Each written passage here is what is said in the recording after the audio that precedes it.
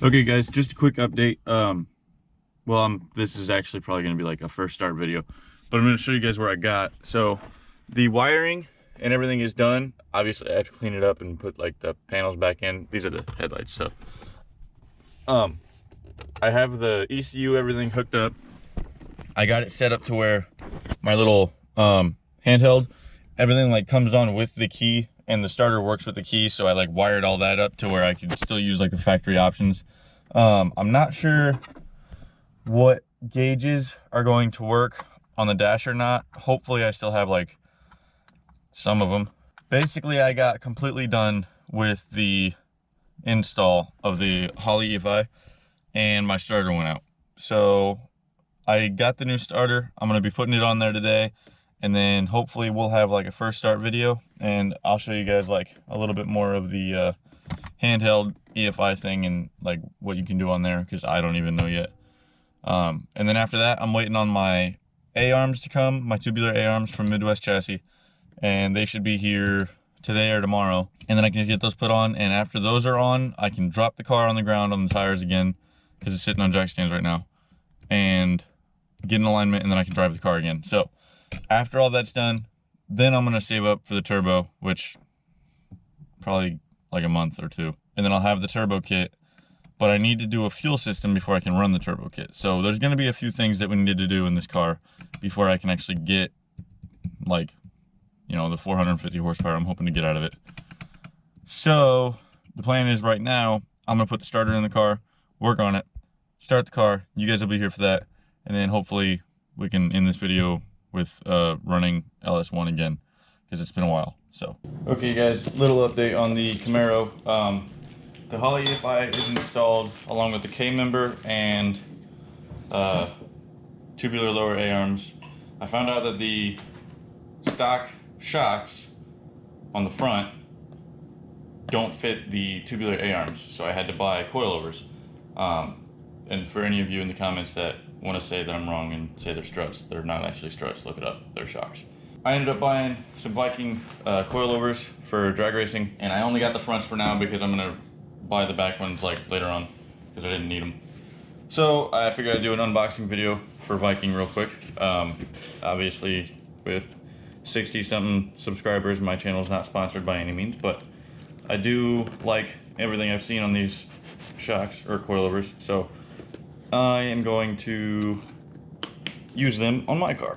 Alright, I actually picked these up from Midwest Chassis, so if you guys are in like the Illinois area, I highly suggest getting all your suspension parts from them, because I think it's Eric up there that does the work, and he does great work, and also he's a Viking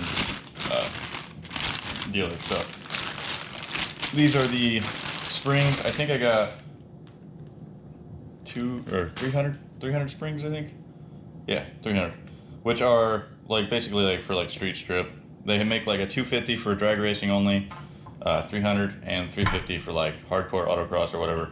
I think those are the ones. Those are the front spring settings though. The rear ones are different. They're like a lot lower than that. So I'm not sure which ones I'm gonna get on those yet, but so this box should be the actual coilover itself. Well, I guess it's all the coilover, but this is the shock part of it. So there is the Viking shock, I guess you would say. Looks pretty nice. So I do need to put this together, snap rings and all that good stuff. I watched a video or two on how to do it, but I'm probably going to do this off camera before I do it on camera, so that I don't look like an idiot, because I am an idiot, but you guys don't need to know that. Ooh, and I need NECs, and I don't know if I have any, so I might not be putting this together, but that is the shock. Here's the retaining plates, I guess you'd call them, for the springs. Spring. That's better. This one goes on top. I think this one's on bottom because it's got the bearing, which makes it easier for it to adjust, which came with bearings and the adjuster tool. So that's how you adjust it. But I will be watching more videos on how to hook these up and put them together before I put them on the car, obviously. But right now, I need to take the current shocks off of the front of the car, and once I do that, these ones can go on. I will show you guys the startup of the car. I basically have everything done except for the radiator fans need hooked up. I have the alternator wire from Holly over here. I think it's the exciter wire, not the charging wire. The charging wire is the big one, which is hooked up, it works. But the Holly exciter wire, I have no idea what that does. Apparently it runs some like internal electronics, like the like your lights and shit like that. But I don't know. So I gotta hook that up. After that, I had to put coolant in the car. So I ended up starting it, and with the first bass tune that I put on the Holly thing, you basically would put in your settings of your engine and everything, and then you start it, and it started first try. It was like simple. And then once it got up to temp, then it started learning a little bit. So obviously I haven't been able to drive the car, so it needs to learn more. So once I get the struts or the shocks, coilovers, whatever they are, once I get the coilovers on, I can put it on the ground, go get an alignment, because I still have the A-arms loose so that I can align them.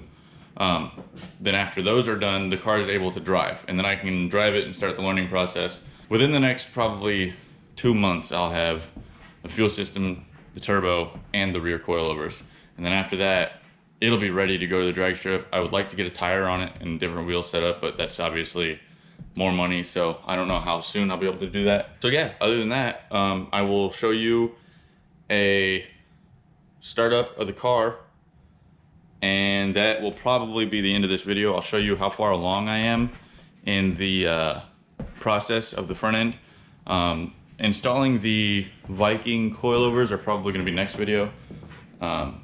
This one was just kind of an unboxing, and I will show you guys at the end of this video one put together, so you'll see that probably next, and then probably a startup of the car. I don't know when what order. I might show you the startup of the car right now and then do the coilover later. That's probably what I'll do. All right, quick update. So I need anti-seize to paint these threads, and I don't have any, but I do at work. So when I go to work tonight, I will grab anti-seize, bring it home, put those together tomorrow. You'll see that in the end of this video. For now, I will show you a startup of the Camaro, which means I need the keys. So I'm gonna grab those, and then we're gonna go sit in the Camaro, and I will start it and show you guys the little touchscreen handheld and all the sensors and everything. I haven't really even figured it out yet, so we're gonna look at it, but just to kind of show you guys what's going on. All right, guys, so here's the update on the front end. I went ahead and just wired the alternator up to one of my pink wires and my C101. Obviously all that wire is down there. I'm gonna find out what I'm gonna do with that to clean it up and try to hide all this out of the engine bay, because it looks pretty rough right now. But so it's all wired up. Let's see, the front suspension, obviously I just showed you, this is coming off. The A-arm, tubular A-arm is hooked up, but it's not tight or anything back here. Tubular K-member is hooked up. Everything's ready to go minus the struts, so, or shocks, I guess. So once I get the shocks on there, I can lower the car, put it on the ground, have it ready to get aligned.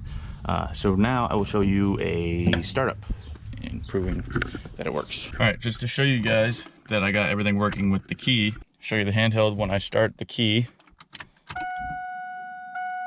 Okay, so that's putting it on run. You can hear the fuel pump kick on and everything.